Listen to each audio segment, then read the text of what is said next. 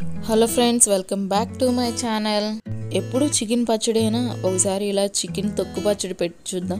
Taste అయితే కనుక సూపర్గా వచ్చింది. చికెన్ అనేది ఎవ్రీ బైట్లో తగులుతూ చాలా బాగుంది. ఎలా చేయాలో ప్రాసెస్ చూసేద్దామా?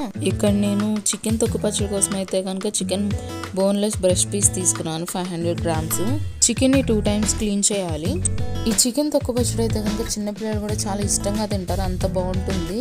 ఫస్ట్ ఈ చికెన్ వచ్చేసి కడాయిలో వేసుకొని కొంచెం పసుపు అండ్ అలాగే సాల్ట్ వేసేసుకోవాలి. నేనైతే కనుక టేస్ట్ కోసం జింజర్ గార్లిక్ పేస్ట్ కూడా వేస్తున్నాను. ఇదైతే కనుక పీసెస్కి బాగా పట్టి పీసెస్ తినేటప్పుడు చాలా టేస్టీగా ఉంటాయి.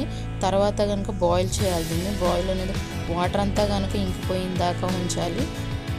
చికెన్లో వచ్చిన వాటర్ అంతా కనుక బాగా ఇంకిపోవాలి, అంతవరకు కుక్ చేయాలి. ఆ తర్వాత ఈ కుక్ చేసిన దాన్ని కొంచెం చల్లారిన తర్వాత మనమైతే కనుక సపరేట్గా చిన్న చిన్న పీసెస్ లాగా తీసుకోవాలి. ఇక్కడ చూపిస్తున్నాను కదా, ఆ విధంగా చిన్న చిన్న పీసెస్ లాగా చేసుకోవాలి. చికెన్ అంటే చాలామందికి ఇష్టం ఉంటుంది. చాలామంది అయితే కనుక ముక్కలేనిదే ముద్ద దిగిన వాళ్ళు కూడా ఉంటారు. అలాంటి వాళ్ళు ఈ పచ్చడి తిన్నారంటే కనుక అస్సలు వదిలిపెట్టరు. ఒకసారి ట్రై చేయండి. చికెన్ మొత్తాన్ని ఇలా పీసెస్లా చేసుకొని పక్కన పెట్టుకోవాలి. ఆ తర్వాత ఒక కడాయి తీసుకొని అందులో 500 గ్రామ్స్ చికెన్కి అయితే కనుక 350 గ్రామ్స్ ఆయిల్ అయితే పడుతుంది. ఆయిల్ కొంచెం హీట్ అయిన తర్వాత చికెన్ పీసెస్ మొత్తాన్ని ఇలా వేసుకొని ఫ్రై చేసుకోవాలి. ఫ్రైయింగ్ అయితే కనుక మనం కొంచెం క్రిస్పీగా అయిందాకా చేసుకుంటే సరిపోతుంది. బాగా క్రిస్పీగా అవసరం లేదండి, ఎందుకంటే కనుక తినేటప్పుడు కొంచెం ఇబ్బందిగా ఉంటుంది గట్టిగా. ఇలా కొంచెం దగ్గరగా కొంచెం రెడ్డిష్గా వచ్చిన దాకా ఫ్రై చేసుకుంటే సరిపోతుంది. ఆ తర్వాత దీన్ని సైడ్కి తీసుకొని పెట్టేసేసుకోవాలి. చాలామంది అయితే కనుక ఇలానే చికెన్ ఉంచేసి అందులోనే అల్లం పేస్ట్ వేసేసి ఫ్రై చేస్తారు. అలా అయితే కనుక వద్దండి, బాగోదు. చికెన్ కూడా దాంతోపాటు ఫ్రై అయ్యి చాలా గట్టిగా అయిపోతుంది. ఆయిల్లో నుంచి చికెన్ అంతా సపరేట్ చేసిన తర్వాత అదే ఆయిల్లో 200 గ్రామ్స్ జింజర్ గార్లిక్ పేస్ట్ అనేది బాగా ఫ్రై చేసుకోవాలి. కొంచెం రెడ్డిష్గా అయిన తర్వాత అందులోనే సాల్ట్ అండ్ అలాగే కారం, ధనియా పౌడర్, మసాలా అవన్నీ వేసుకొని ఫ్రై చేసుకోవాలి. ఇందులో సాల్ట్ వచ్చేసి 25 గ్రామ్స్ అయితే సరిపోతుంది. కారం ఒక 50 గ్రామ్స్ వేసుకోవాలి. ఇక్కడ నేను కారం వేసిన తర్వాత కొంచెం సేపు ఫ్రై చేస్తున్నానండి. నాకైతే కనుక ఇలా ఫ్రై చేస్తేనే ఇష్టము, అందుకోసం నేను కారాన్ని లో ఫ్లేమ్లో పెట్టేసి ఫ్రై చేస్తున్నాను.